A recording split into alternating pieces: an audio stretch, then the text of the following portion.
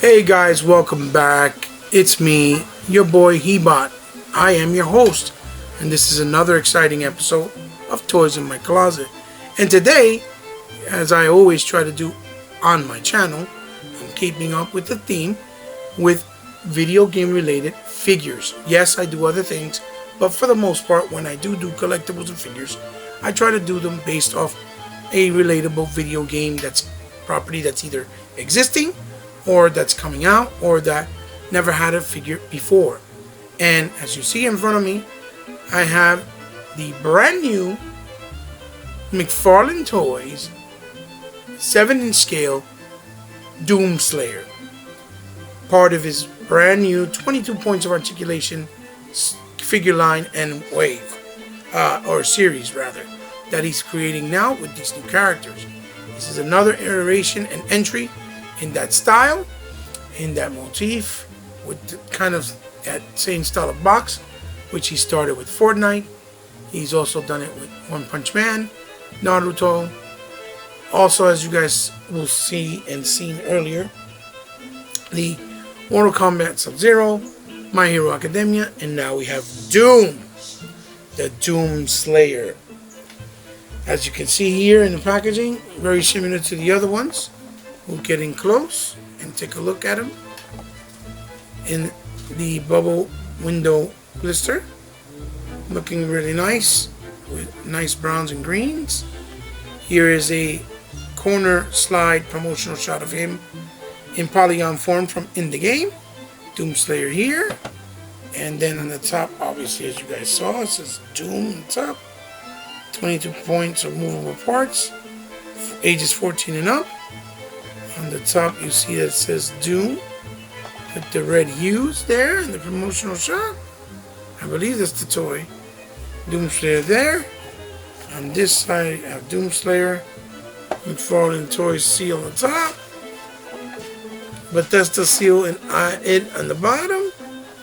On the other side, we have a full-on promotional shot of the figure, and the other piece of the polygon one, Bethesda and it in the bottom, Mcfarlane Toys label, and then in the back we have promotional shot of the Doom Slayer. No synopsis, no bios, because I believe that's how it is in the game as well. They really don't give you an explanation of who he is, just that he is the Doom Slayer. And over here we have Mcfarlane Toys in the corner, the address, and where you can find Mcfarlane Toys on social media. So the package is pretty cool, simple, keeping up with the same style and aesthetics as all the other ones that we've seen so far. So now we're going to go right in, deep dive in, take him out of packaging, and see what he has to offer out of packaging. So snap a finger, we'll be right back. So here we have him, and immediately what I can say right off the back, from what I'm seeing and what I saw, playing with him out of the box, is the figure, the quality of it feels really good quality. It feels really like it's not going to break. The figure's got heft to it. He's very heavy and a little bit of girth, and he has some points of articulation where it were changed but added on in other areas, so I'll show you that as we get into it. So let's start with the accessories.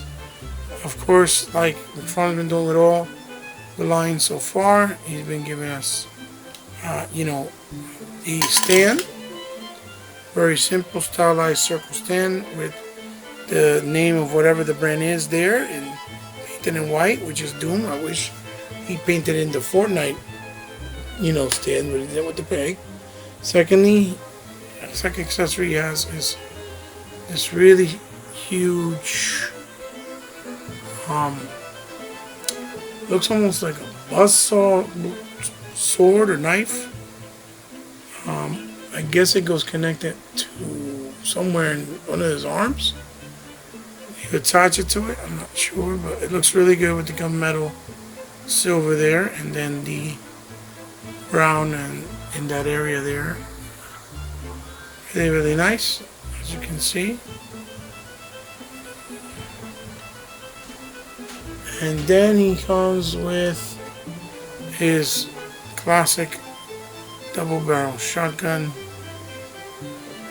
The gold piece in the bottom is attached to it that shoots out, I believe, disc or rockets. I'm not even sure, I don't remember. Really nicely painted in a gunmetal silver. Really nicely detailed with the browns there. The gold metallic on the tips.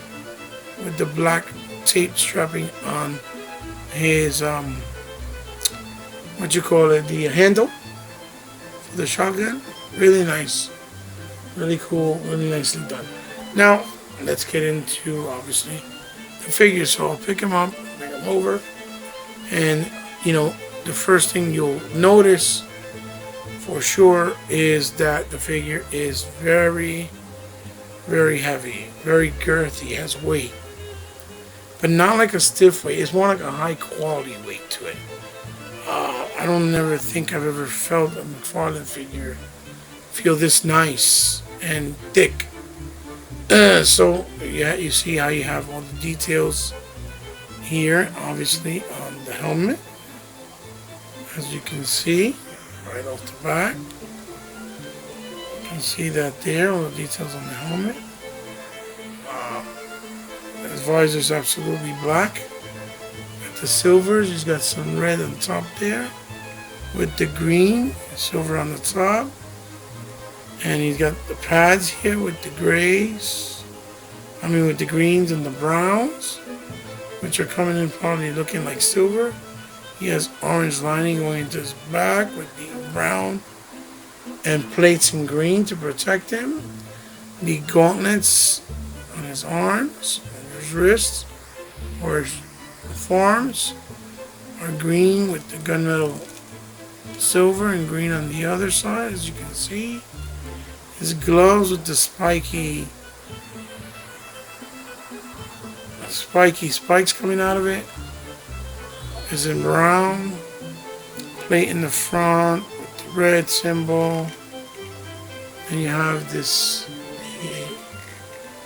obviously the waist area, a nice light brown and gray. His skin tone with his arm biceps showing there. Spikes all over. With the spike plates here on his elbows, as you can see, with the gunmetal silver dry brushing on it. It looks like almost like rust on the metal through the years of fighting. All the details in the back here, as you can see. Another spot with some orange going on there. All the pouches here in the back, the buttocks area with the plate. All the details on the side here. And in the crotch area with the plate also protecting him. His thigh area, the plates in green with the brown. The kneecaps there, really nice. As you can see, details there. The boots. Boots looking really thick and shelled. Again with that nice silver, brown and touch of bronze, almost looking like rust and wear from the battles. There's legs he got in there. See the ball peg, and this is a nice plastic, even though it feels like it's hard. I'm trying to wedge my way in there too. As you can see, he has, there we go, doing the snap sound. There we go. Gotta kind of get it out of place. There we go. As you can see on the boots as well there. The figure is completely detailed and painted extremely well. It even has this gun piece here with the green and the brown, the black spot with the piece in the back that actually swivels. This is an articulation right here. So let's get into the articulation. And I noticed immediately that for the head, I was like, well, how is he going to move the head? The head goes left and right, right? Like so, with no problem. Then to look up, you have to kind of push it up this way. But I notice it has a thing where it snaps. And when it snaps, you'll notice in there is a really thin, and this is kind of scary because I don't want it to kind of break, but if you look in there, a thin ball peg that goes up. But it feels like it's solid, but I'll be careful if I was you guys, in case it don't break. And it's to give him the range of movement that he needs. So you can move the head forward as if he was like this, and you can look side to side, up, obviously down, that much, and he even has tilt, as you can see. So it's almost like he has the ball peg without a neck piece because he's in a suit, and then you can push it back and even have tilt like that. So either way, however you want to have it, it's a different type of joint. It looks kind of ugly if you pay attention to it, but it serves its purpose and works kind of well. Then here he has obviously the gun joint, which you can do like this and fold back, I guess. You want to put it away and then move it over, which is in another ball joint for it to move left and right, or even to the other side of the shoulder, like so, or even, on this side, which is really cool. These pads here are in a joint as well. And this side, it's a joint that goes ball peg, you see, that goes up. And basically it goes upwards like this so that you can move this up like this. And his arm goes up like that, not too much, not more than that. But then again, I think it's because it's being hindered also by the rest of the detail here. So, let's see if I can lift it up a little bit more. No, that's pretty much it. And then for the elbow, he has a single joint that goes up like so, this much, as you see there. Now, does it go 180 degrees around? Yeah, it seems so. Yes, it does. And this is the reason why it does, because it allows you with this type of ball joint here to move it, but it clips right on and it feels sturdy. Then his wrist, he moves like this, and he has one of those ball joints that I told you that you can move the wrist either upwards or downwards like this, but you can't really tell because of the hindering of the gauntlet on his wrist, or in and out. If you wanted to move it in and out, you would have to get in there and turn it. And the hands come down, even though they're thick, to the side of his body pretty well, as you can see. He doesn't look fat. Then he has the torso area here where it moves really, really well. And he has a waist swivel. So it's two separate pieces here like so, which is also really nice for a figure this size. And then he moves forward that much, and he can even hyperextend that much at the inclusion of his head, obviously. Then in this side, this gauntlet and that shoulder pad goes backwards. Goes, instead of going like this, it does it this way too, but it goes that way also. It does it both ways. It's for the same thing, so that the arm can go completely around, as you can see there. See? And then an arm moves up that much as well on this side. Same thing. Same exact thing. Then here, in this area, he actually has a little bit of swivel on the thigh. He can split the legs this much, which is very good for a figure his size. Okay. Then, to move it forward, you just go forward and go front, and push his leg up this much. As you can see, I'm not breaking the figure, I assure you. Back that much. And then what he did was, instead of just having that there, also the ball joint there, he gave you a swivel on the boot on the top, which is by the knee area. Then the knee, because it's thick, it's only a single, even though it looks like it might be a double, but it's hindered by this because of the boot. The boot, like I said, is nice soft material. I feel like it has ratchet joints. Then the leg goes up this much, down that much,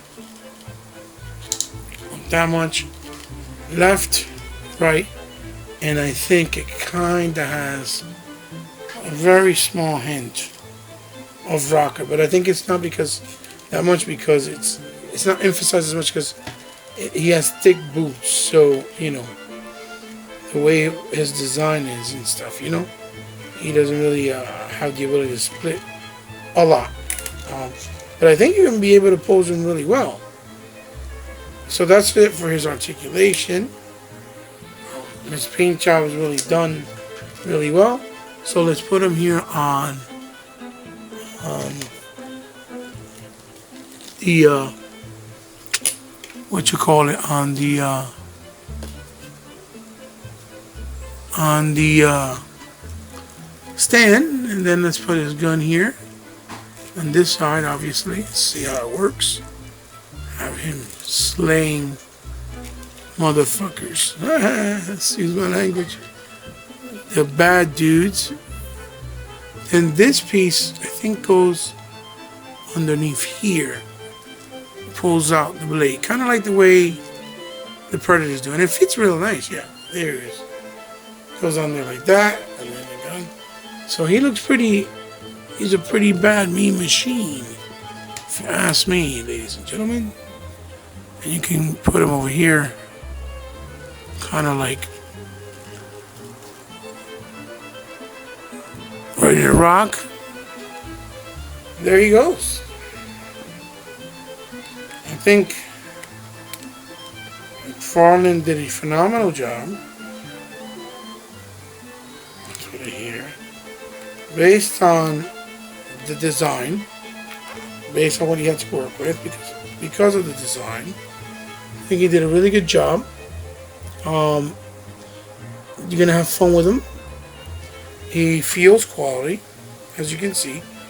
And just for point of reference, I'll put him, I guess I'll put the Storm Collectible Sub-Zero here next to him. And then on this side I'll put the Nightwing from DC Multiverse, like so. And there. And then maybe I'll push them over here. Push this here, put him here, more towards the middle, I guess, more towards this way. Him there. Let's see if I can get it all in one shot. All in one shot. Sub-Zero there. And then I'll put the also brand new. Oh, wow. There we go. Sorry about that. I knew that was gonna happen. It don't happen to me. Never. It's never one of my classic videos. That should be called Drop Diva. There you go. So next to the new Mortal Kombat Mcfarlane Sub-Zero. So here we go. Here's that nice shot of them there.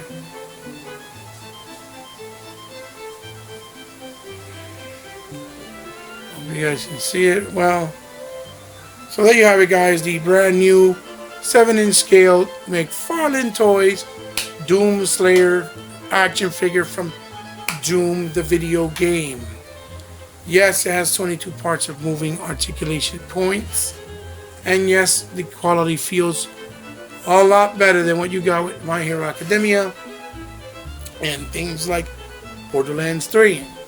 So, Mcfarlane definitely looks like he's trying to step it up with each iteration release, showing that he's serious about keeping the fans happy and that he's listening to the fan base. So guys, like always, leave a like, leave a dislike, thumbs up, thumbs down basically. Let me know what you think in the comments down below. Let me know if you like the figure. Let me know if you think you're going to pick it up. And if you're in the interest of getting it, I'll tell you, he's coming out and you'll be able to find him now in any of your local GameStops. That's where they're starting to drop. They had them for pre-order in GameStop for quite a while. I didn't pre-order mine. I was just lucky enough to get my hands on one because most of the ones that came in were pre-orders. I was just lucky to get one, and and I'm very grateful and blessed to have the opportunity and the ability to pick him up. He's $22.99, obviously, and good luck finding him. I hope you guys find them and are able to add them to your collection, right? So, like always, if you guys ever want to help me out and help me better my channel with quality or even content, whether it's figure related or video game related, you guys know what to do from the bottom of your heart. Nothing is obligated on my channel. It's all from you, my fans, and the ones who care about what I do. Guys, it's been fun. See you in the next one, and I hope you enjoy. Love you guys. Bye-bye.